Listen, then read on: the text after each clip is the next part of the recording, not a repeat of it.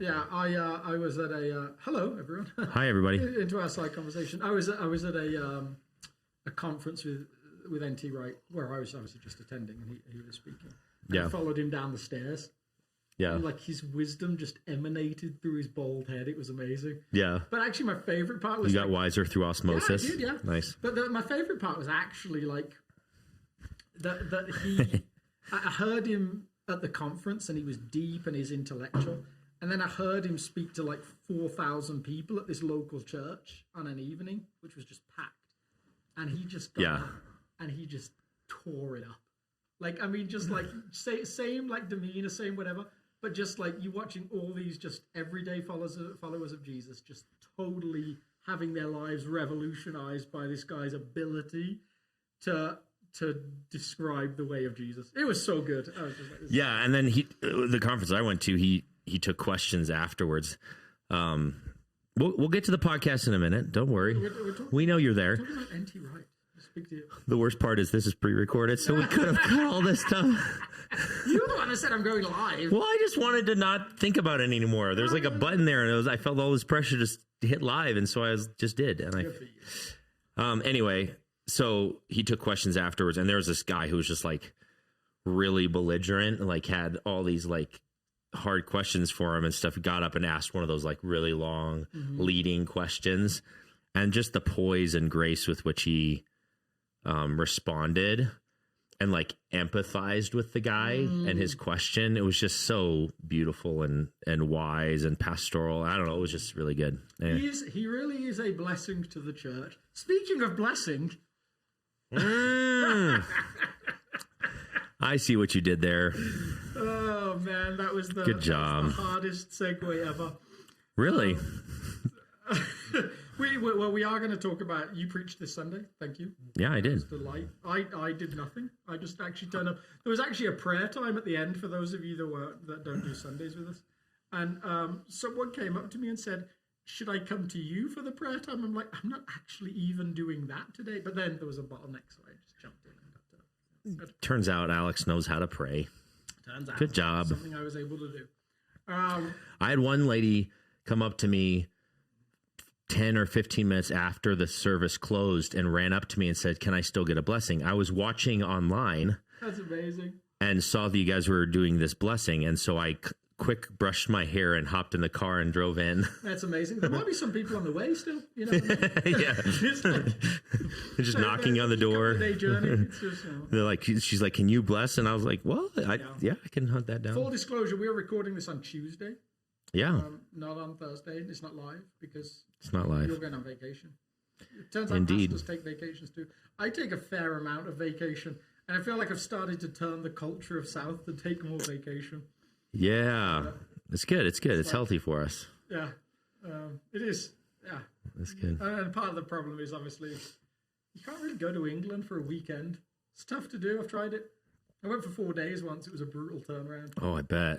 You're just like barely starting to adjust. You're like, I'm leaving now. Yeah.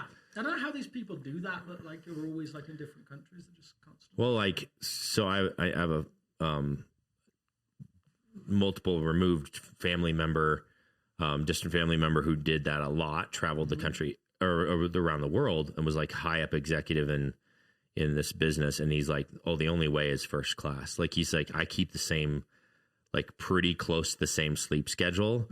I just like, he's like, I only usually have to blitz through 1/2 day of off schedule. So he's like, I sleep all the normal times. I'm like crashed out in a first class, like full stretched out bed. I sleep my normal thing. I land, I'm fresh. I push through that one thing and then I hop on a plane and I'm back. Yeah, apparently that's like a big deal, like this conversation about it's crazy. Like, do companies give up a work day and have their employees fly coach? Or do they like try and keep the work day and have them fly first class so they can sleep and stuff like that? Well, he was high up enough in this organization. There was only one answer to that question. Yeah, I bet. Yeah. Oh, you're not even talking in the microphone. That's going to be interesting. But apparently, in the space between Christmas and New Year, we forgot how to do a bunch of stuff. Yeah, so we were talking about NT Wright for a while, and then blessings vaguely, like, you know. Yeah, I mean, I might actually cut this one down a little bit. This could be a good one To actually edit? try and edit. Yeah. Shoot. Yeah. I mean, I'm Gosh. sure we lost some stuff. I think we should cancel the podcast. If I'm going to have to start editing. We're rebranding next week. Anyway. That's how lazy this podcast is. I'm like, absolutely. if I have to edit it, I'm out. I'm out. I don't have time for that. Well, it is a new year. Yeah, and hopefully you heard Alex's masterful transition to blessing. And yeah, we talked about NT Wright as a blessing to the church. And I said, speaking of blessing, you ended the year for us on December 31st. Yeah. Which last year I got January 1st as a teaching week, which came with its own, like, I think I did something on like, on renewal, on, I kind of tried to take the New Year's resolutions idea and kind of twist it a little bit. Yeah. You obviously got to close out that same year, because this was just last year. So what did you say? What were you thinking when you thought? Well, I just tried to take over people's New Year's resolutions. Yeah. I literally said that. Can I please invade your New Year's resolution? Which is always an interesting thing, because one, we know like New Year's resolutions, it's a weird thing in that people don't keep them, statistically. Like 47% of them are done by the end of January or something like that. Yeah. I actually got this amazing email in my inbox this morning that said, like, it was from Amazon. And it said how to do New Year's resolutions right. And then it turned out when you open the email, essentially their message was, you should buy more stuff from Amazon. That was like, shocking. That's going to change your new year. Like, if you spend more money, then maybe you'll actually follow through. Every takeaway they had was just buy this product, which, okay, that's their job. Yeah. So you tried to take That's their resolution is to make more money, and they're killing it.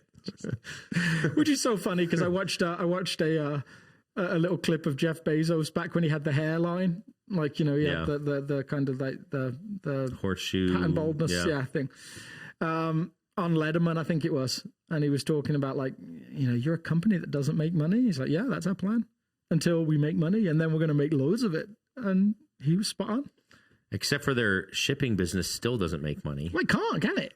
How can he possibly make money? It's nuts. No, that actually loses money somehow. But they just take it all off the small. I read that in like a little tiny post, and that's all I know about it. So I don't even know if that's true. So I could be lying to you. I apologize. But I was talking to a person who writes books, and they said they lose $1 for every book they sell on Amazon.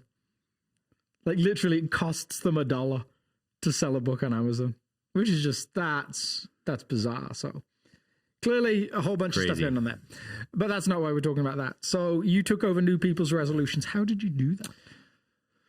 Well, I mean, so you asked me to preach this message, and so I actually don't. I don't remember you asking me to preach that message. No, I don't actually preach very often where there isn't some sort of subject or framework. Yeah. So I was like, what am I going to talk about? There's like a million directions I could talk about any passage in the entire Bible. You know, maybe Alex would have vetoed a few of them, but anyway, so I was just sort of wrestling through like what's a helpful subject, and I was thinking about the time of year, and this idea that just popped in my head. You know what would be great is, you know, rather than doing the whole New Year's resolution concept or whatever, even though I actually ended up talking about that briefly, and like, let's commit to our spiritual lives or whatever. I was like, maybe a totally different approach to that time frame in a year would be to just bless their new year.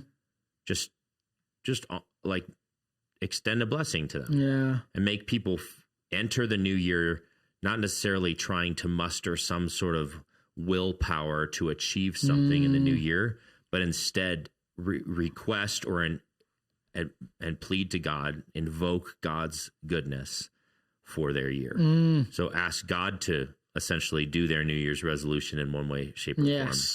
And so that idea just popped in my head. I vetted it with a few people in our community, our daily devotion team. I ran the idea, and they loved the idea.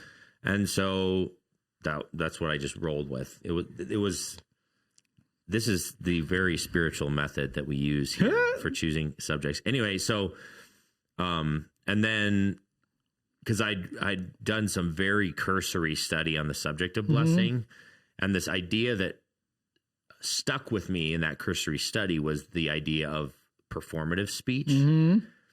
I'd heard our good friend Tim Mackey describe it that way. Good old buddy.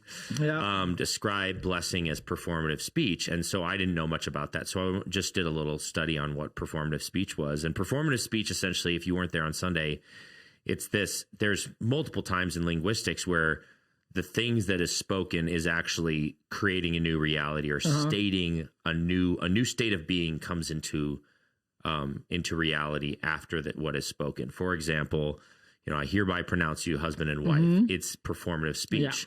Yeah. It not only states a reality, but it actually changes from that point forward the nature of that relationship. Or, maybe from your context, knighting someone or crowning someone or swearing someone in as president or things like that. Even if you were to just say, I swear to you, or I promise you, or something like that, has some performative speech nature to it. And I just thought that was fascinating. Yeah. And so I just studied that. And then the extra interesting part about that is when you bless someone, biblically speaking, you're invoking God's power in their life. You're saying, God, would you act from this day forward in this person's life in XYZ ways? Yeah. And then probably the most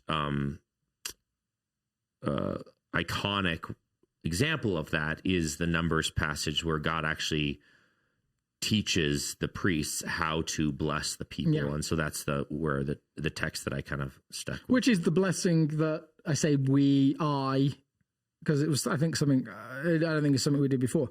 It's the blessing that we use for child dedication at South as well. Like that's been the pattern that I've used for the last few years of, this specific blessing that God gave. Yeah. And here at South, we've used it sporadically. You use it significantly more often in the community than we did prior. But yeah, it's that the Lord bless you and keep you. The Lord make his face shine on you, be gracious to you, and the Lord turn his face towards you and give you peace. And it's what a benediction does at the end of a service. It's got this element to it that is it's always thoughtful and tied in theoretically, at least. Yeah. Now, there may be some weeks where I suddenly panic and I'm like, oh my goodness, I don't have a benediction. Yeah. But generally, it's designed to conclude the service in a way that that reflects on where we've journeyed and almost asks God to seal it. So, but before we get, because there's so many interesting avenues. Yeah. Like, why is performative speech a thing? And obviously, as you'd imagine, I have an answer like in the back of my mind. But like, it's a leading question. Yeah. Why is it? Why does it happen? Why does it work? Why is it a thing? Well, I think biblically speaking, words have this tremendous amount of power all throughout the scriptures. Primarily, the main voice that has power is God's voice. Yeah. Like, all of reality was spoken into existence. There's this really, God gives words a strange, there's like matter behind them. Especially his words. Yeah. So he literally spoke creation into existence.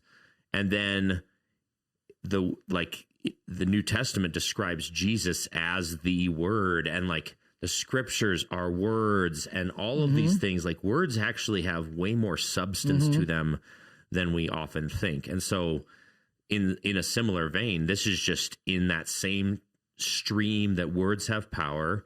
It's being highly intentional about pointing that power in a way of God's heart and kingdom and all of those sorts of things. Yeah, so primarily it seems like the reason that performative speech matters, that it is a thing, is because God has made the world in such a way that it is.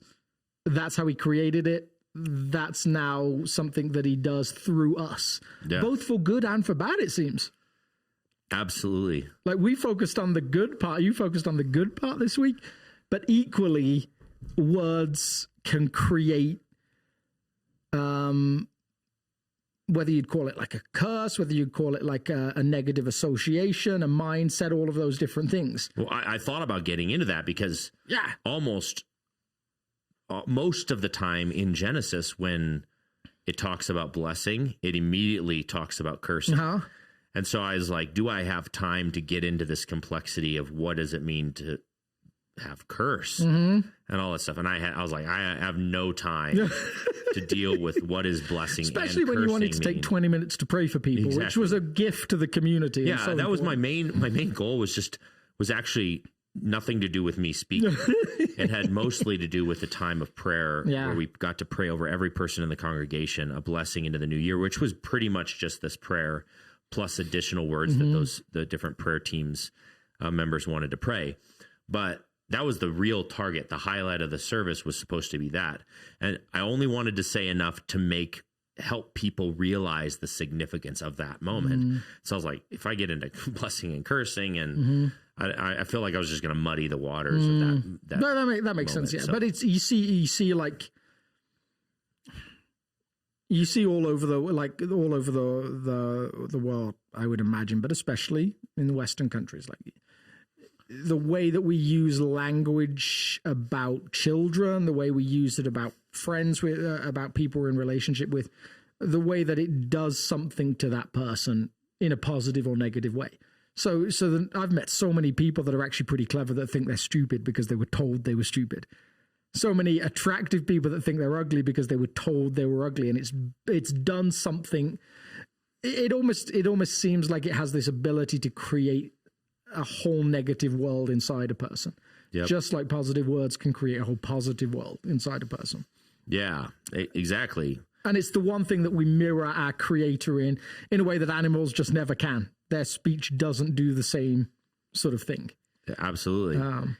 And interestingly, I covered this a little just briefly in Genesis over and over again. If you look at the word blessing and then what immediately precedes blessing, or not precedes, but follows blessing, it's always this like explosion of life. Yes. Yeah. He says, be fruitful and multiply and fill the earth. He blesses the animals to do that. He blesses, humanity to do that. Then when it comes to like the different family members that he chooses throughout the Genesis story of Abraham and then Isaac and Jacob, and the reason that the Jews refer to this as the God of Abraham, Isaac, and Jacob is it's connected to this blessing and a promise that they would be fruitful and multiply and fill the earth and become a blessing to the entire cosmos. And so over and over again, this blessing actually terminates outside of them. They are a conduit of God's hand in the world. And so that's part of what I wanted to portray. Is we asked two questions on Sunday. One, what's biblical blessing? And the answer was, it's this bestowing of a capacity to increase life, both metaphorical life and physical life, into the world. And so when God blesses something, he increases their capacity to bring life into the world, which is mind-boggling. And then the second question I asked on Sunday was, okay, how do I get blessed, essentially?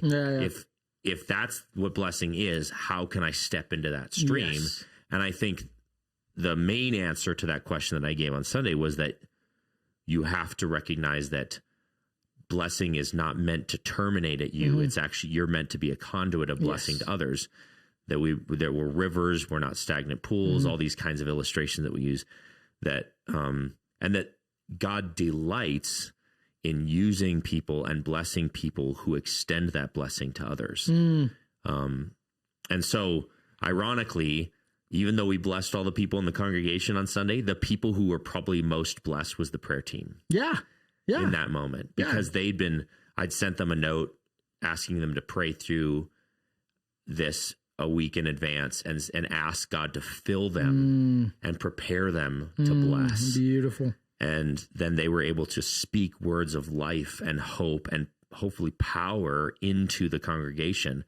And then my challenge to the congregation was, don't just let this terminate at you. Write down a list of people that you need to speak into the lives of.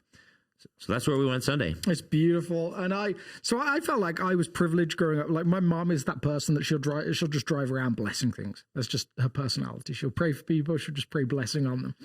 Yeah. So it was something I started doing like a while back, particularly in moments when I found myself irritated with someone or something.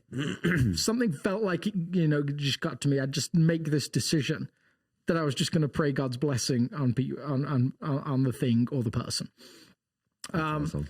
Which is amazing. Like, it's very hard to stay irritated at the thing when you're praying that God is blessing it.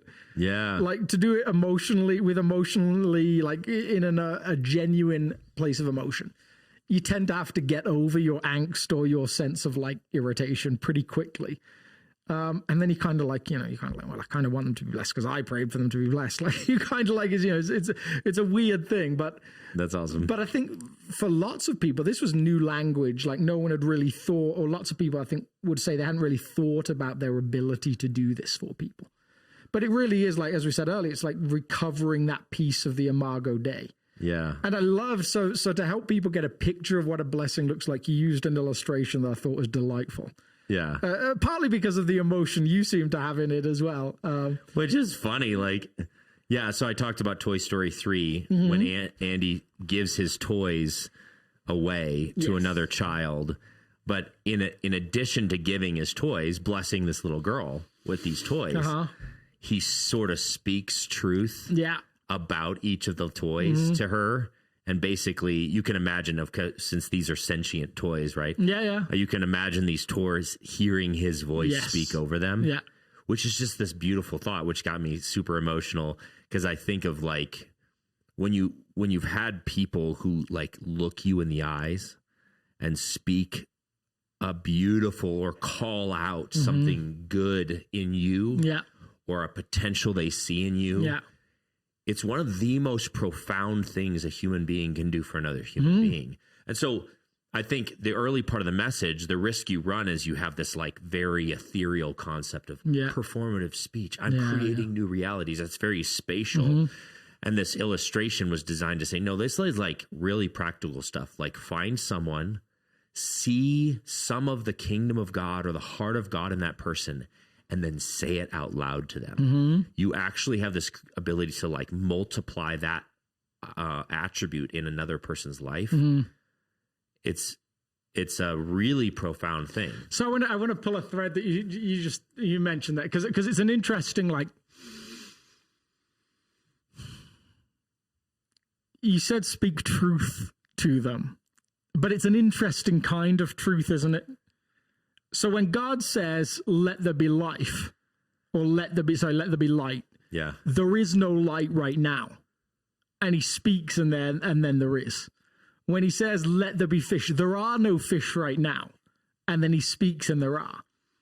I think what's fascinating about specifically blessing other people is that for all intents and purposes, for all visibility, for all sense of like the world that we operate in right now, the thing that you say over them might not seem to be true right now.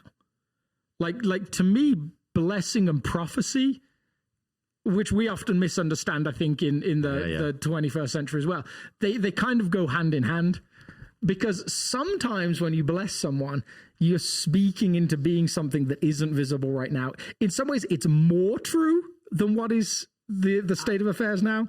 Yes. And yet it's not necessarily physically true or visibly true. Yeah, and so that requires a mind shift, because we often, and so many people have written about this, and I'm trying to think right now who's said it most profoundly, but we think of our world as the real world. Yeah. And there's this really good argument based on scripture that our world is not the real world. That God's world, as he sees it, is the real state of affairs. Yes. And we tend to pull out of that into our physical world. C.S. Lewis does this brilliantly, where he talks about a guy who sits in a museum reading and starts to contemplate all these spiritual elements and stuff like this. And he starts to go down this journey. But then he leaves because he's hungry. And he says he spots the number 7 bus, and here's a newspaper boy calling, like selling the newspaper. And he's like, oh, phew, like now I'm back in the real world. But actually, no, he was tapping the real world when he was in that contemplative space. Yeah. So there's a whole bunch of interesting stuff to me that just is fascinating, right? Yeah, it does. I don't know. I think that's super key. Your reference to this like real world concept, because if what we know about humanity from Scripture is true, and God's made us in the image of God, then the broken nature that sin brings is a fracture of what is potential, right? And so when you're blessing someone, you're actually saying, I choose to see what God actually intended for a person versus what they may currently be manifesting. So it's actually a very high view of God, of what God's power and potential can be in someone's life, is to say, like, and I think all throughout Scriptures we see this. You know, you see Paul talking about this like inner man wrestling with the spiritual man and all this stuff. It's because there are these two sort of seemingly conflicting realities in each human being, where we want to do one thing and we don't do it. Romans 7, all this stuff. And a blessing is saying, you know, I see the image of God in you, and I'm going to call that out. Now, the beauty of that is that image of God is tailor-made for life and vibrancy and goodness and beauty and all these sorts of things. So all we're doing is asking God to unleash at a greater level what they were actually made for. And this fascinates me in that, like, so it's something that people, you listening, people there on Sunday, like we get to speak these blessings over people. There is this space where, like, as you said, there's this different spiritual world that, like, we're calling out what God sees. And yet there's also this place where the person has to choose to enter into that. I have a guy that I was friends with years ago back in England, and he's not in a good place. Like, now he's not walking with Jesus anymore, went through, like, had multiple affairs. He grew up in this really deprived area. When he was a teenager, he and his friends broke into a church. They weren't sure why. And this guy, he climbed up into the pulpit and started, like, preaching an imaginary sermon over the congregation. Then he went through this conversion experience, and people started to see different elements in his life, his charisma, his ability with words, all those different things. He became this incredible preacher. Like, I mean, it's bizarre, right? There's this shadow of him almost, and all he could be and all that God could have shaped him for, and all those different things. And as people started to call out what they saw in him, he started to take this journey, and we went through this season. He was the associate pastor. And I was just a volunteer. I was a volunteer, the life of the church. For a while, when we would do baptisms, like, every person that got baptized would be like, oh yeah, Rich said something that really connected with me. Rich said something that really connected with me. He just had this ability to just connect. Yeah. Somebody in his life called out what God had made him for. And there was a shadow of it earlier on. There were little elements of it earlier on, but it took people alongside him saying, no, I see this in you. But then he opted out. Then he had this. So like, there's this interesting interplay between the person blessing and the person receiving a blessing. Which actually starts to get into the cursing piece. Yes. So that's, you know, I used the word when I stated the question, the second question I asked in the sermon, is there a way to step into the flow of God's blessing? I used that very intentionally. One was because I was going to use this illustration of a river versus a stagnant stream. But which in No Flex, I've used that illustration before, but no one will remember it now. Now everyone will think it's your illustration. I'm pretty sure it preceded both of us. Anyway, so that language was intentional because I think that's a lot of what we're actually talking about. You're like, the weird thing about being a follower of Jesus, being a person of the kingdom of God, is in the world, it feels like you're swimming upstream because there is a stream, there is a flow of the world that says blessing is financial well-being, it's fame, it's fortune, it's power, it's whatever. And then as a follower of Jesus, we're supposed to swim against that flow. Yeah. But there's an internal river that pushes our soul when we turn towards his way. Yes. And we receive that his blessing. There's like a power Like that an allows us undercurrent that just, maybe that's a good way of thinking of it, like this like reverse riptide thing that draws us further up and further into his goodness for us. Yes. And so, there's these two rivers flowing against each other. Yeah. Now, it's super hard to choose his way because everything around you says that the other way is easier, it's faster, it makes more sense logically. Yeah. But part of the reason why many people don't experience the power of God is because they're trying to receive the blessings of God inside the river of the world. Yeah.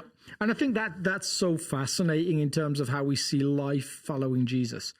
I was listening to a preacher a while back, and he said one of the criticisms he gets from his church a lot is, could you talk about sin more? Nice. And he said, actually, what he came to realize they meant was, can you talk about how bad culture is more? Yeah. And so what he actually started to say to them is, which of your sins do you want me to talk about more? And he said, like, because he said what he felt like as a pastor, his posture was to talk to his community about materialism and how destructive it was, about like a facade of faith that didn't have real depth, and how false it was. Multiple things that affect people sitting in church. We tend to think of these giant sins, or the big sins, if you like, of like sexual sins, of like, financial sins, of things like murder, things like, and actually there's this pernicious way of the world that you touched on that actually just draws you into it and says, no, like these things are just normal. This is just life. Yeah. And yet you kind of like get to this point where you realize all my life has been dominated by thinking as the world thinks. And the way of Jesus is so countercultural to that. Yeah. I think if you go back and listen to what Aaron says, and he touched on this just beautiful illustration of a stream or a body of water that's alive in the way that we think of life, and then this stagnant pool that has a type of life in it, but not a type of life that any of us value. Yeah. There's a great physical illustration of that. You go and look at pictures of the Salton Sea in California. Yeah. Which is this fascinating, like below sea level pool. Yeah. Sea. I mean, it's a huge lake, but it doesn't have any outflow and it doesn't have any inflow anymore. Yeah. So it's just stagnated, and it's just slowly evaporating and becoming more and more saline. And now it's got to a point where nothing can live in it. Yeah. And that's like that's where it ends up, it seems. Yep.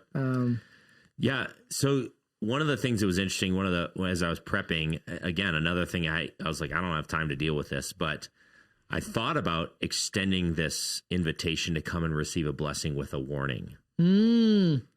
What would the warning have been? The warning is the blessings of God don't often, I mean, I hinted that multiple times. Yeah. The blessings of God don't often look the way we want them to look. Because when we receive a blessing, we're hoping it means financial blessings, good, wealth, health, happiness.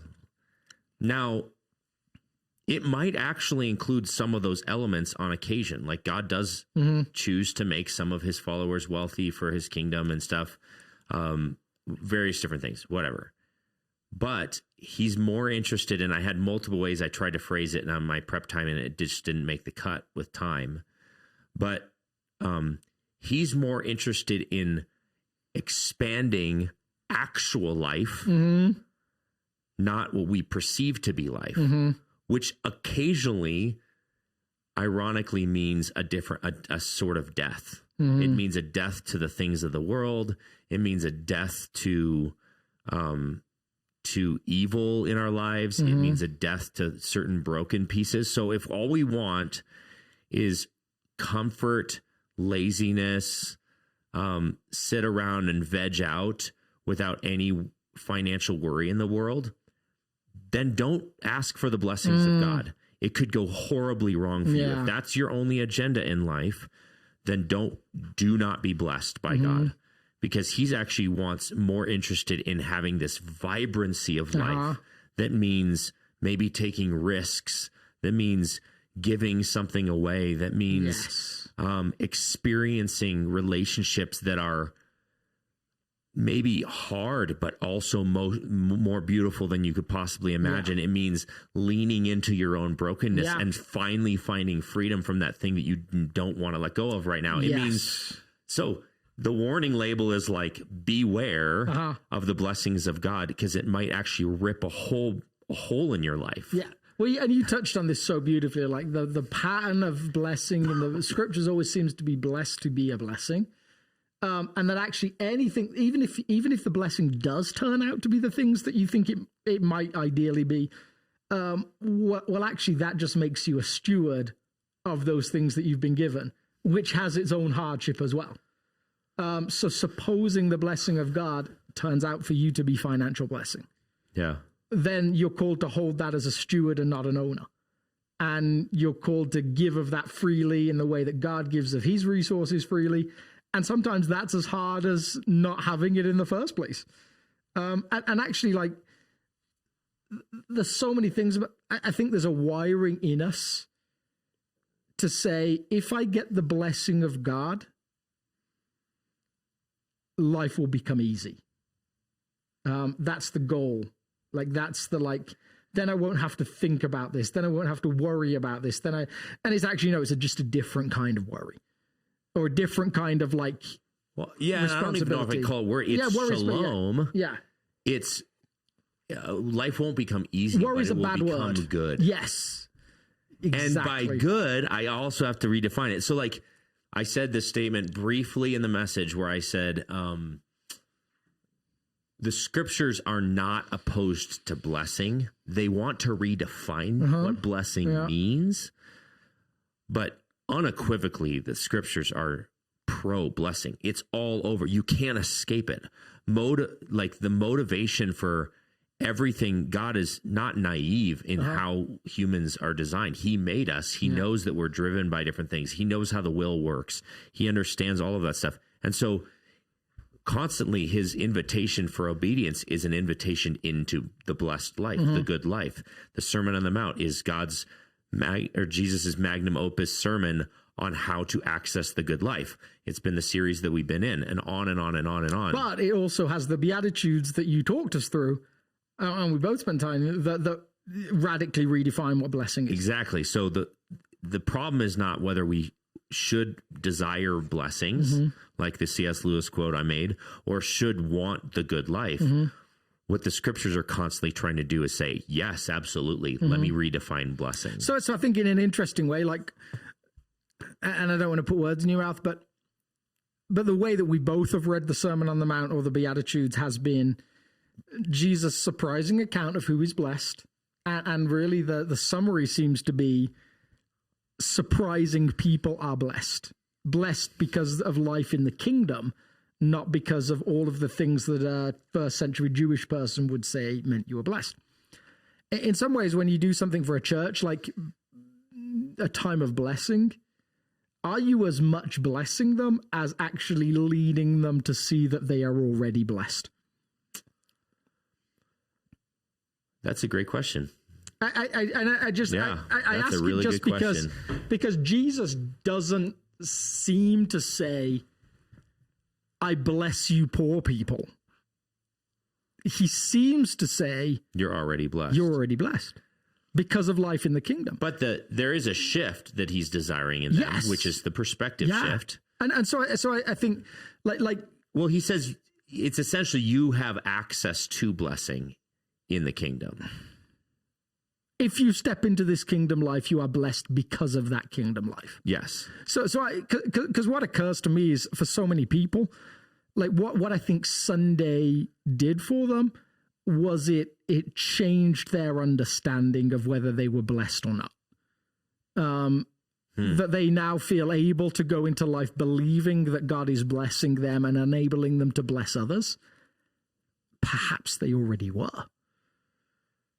And I don't know. I could be wrong. The thing is, I totally see what you're saying. And there's probably a truth to that. But the strange thing about how God works in the world is he does want to leverage agents to produce new realities into the world. Like, why is prayer a thing? Mm-hmm. What a weird thing to offer humanity, this option of asking for new realities when God already knows the best possible reality. Why does he decide to allow us to pray for things? Yeah. And why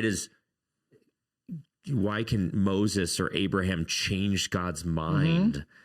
And what's up with that language anyway? Like, there's he still has this delight of interacting with us in real ways, where maybe there is a new reality, like this performative speech concept. If we had not blessed this congregation on Sunday, they would not be as blessed as if we hadn't done this. And then again, I just think it's fascinating. Like, I don't know. Just so I regularly write on letters, grace and peace. Yes.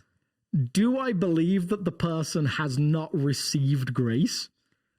And do I believe that God has not given them peace? It's not that I don't. It's that I'm reinforcing a truth I think is already in play. But then I'm also at the same time praying for an increase in their understanding of grace, their reception of grace, and their understanding and reception of peace. So I don't even know that they're mutually exclusive particularly.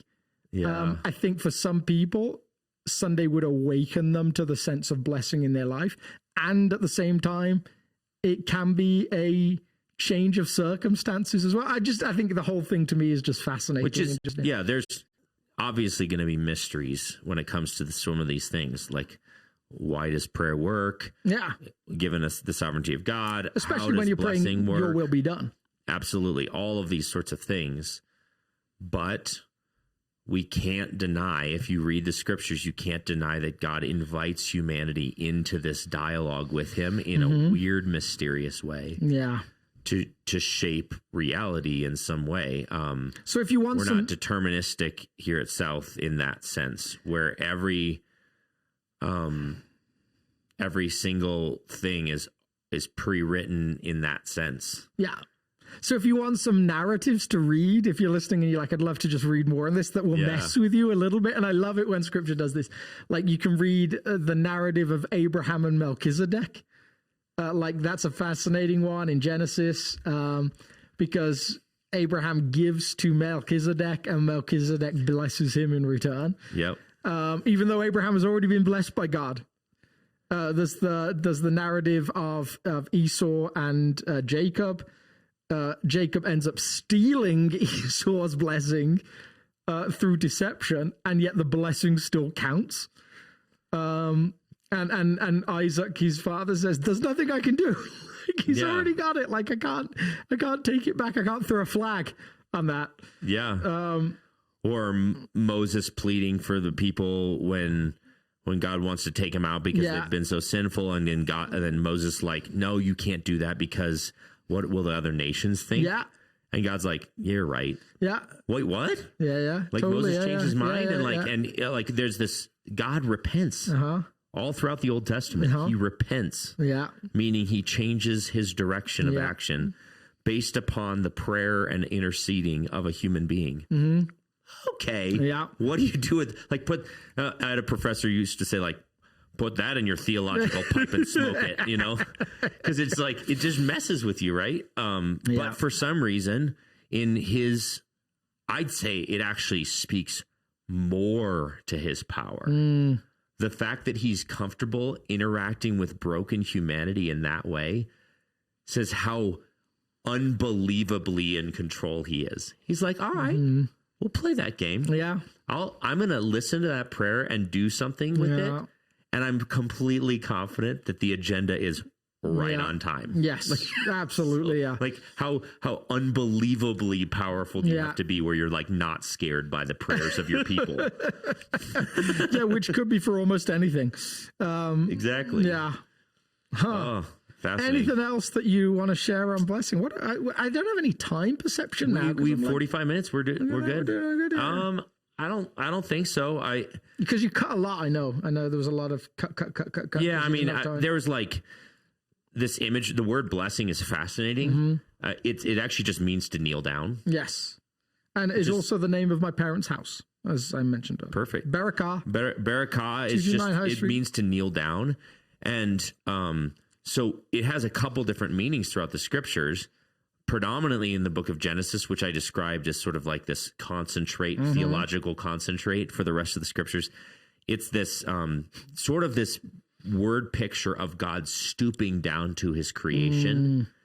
So when like God like creates Adam out of dust, it's that picture of him interacting with his creation.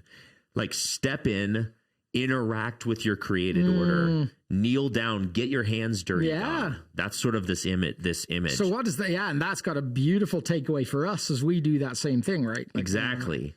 And then, but weirdly, the scriptures also say that we bless God. Yeah.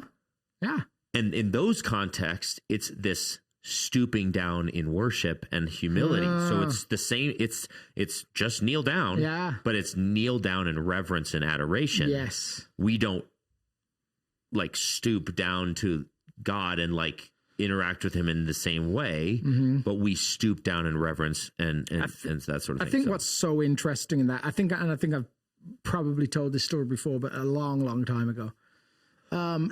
There's this fascinating story with one of the monasteries in Santa Barbara.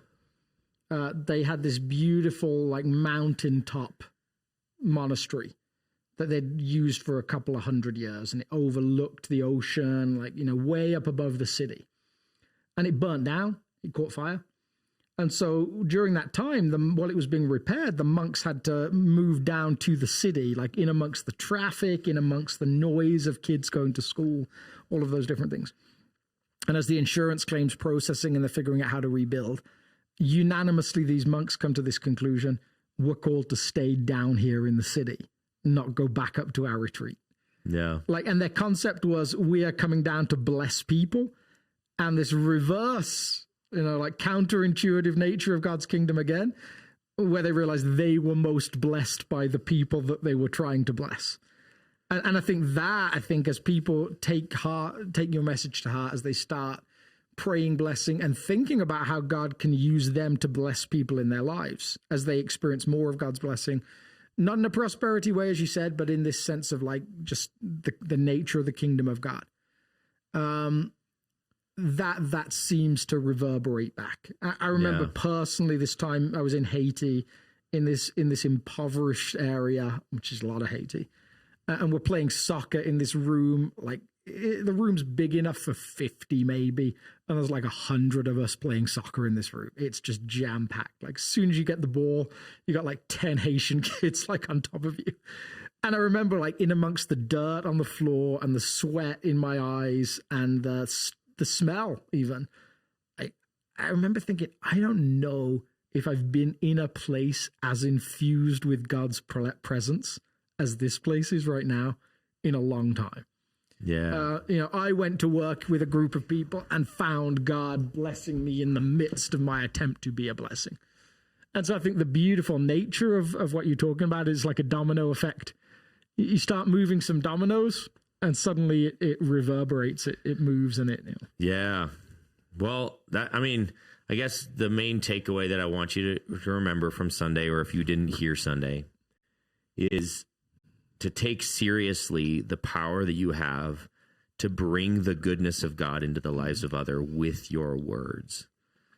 And so what I would love to see all throughout this community and all throughout this year is a community that's more intentional about seeing God's goodness in the lives of people, calling out God's goodness in the lives of people, blessing them by speaking words of hope and life and goodness and beauty into their lives. And then maybe as we start to speak these truths over each other, we will see the be fruitful and multiply and fill the earth power of God in this community in a way we haven't ever seen. So, and here's what I think is going to be interesting. And I even thought I might re-emphasize this on Sunday morning. My feeling is the people that it will be hardest to do this for and with are the people closest to you. Yeah. Like sometimes it's so easy to speak blessing and call out blessing on people that are distant to you, but the people around and yourself as well. Like the number of people that I know, like that speak something like a curse over themselves. Yeah. I think it's harder when it's people closer to you. Interesting. So yeah. actually been intentional to say, you know, the number of times I've heard in a marriage counseling session that one of the partners say, oh, well, you'll always be this way. I'm like, oh, so that's interesting. You can't see a preferred future for this person. And I think that's one of the keys to lasting in a deep relation, like a marriage relationship, through some hard times, is to begin to love the person that God sees versus the person you see. Yeah, very wise. Yeah. And there's been times where that's all you have to cling to, is to say, like, I see God's heart for them and the potential that God sees in them. And I love that. Mm-hmm. Like, that is the most beautiful thing I can possibly imagine in this person. That's what I fell in love with. And I do still love that potential and beauty and all that stuff. And I'm going to continue to love that person, the person that God loves. I love it. It's hard, but it's also a means by which you can start to interact with the closest ones to your lives. Well, there we go. May the Lord bless you and keep you. And make his face shine upon you and give you peace. All right. Now I got to find our button. See y'all. See you guys.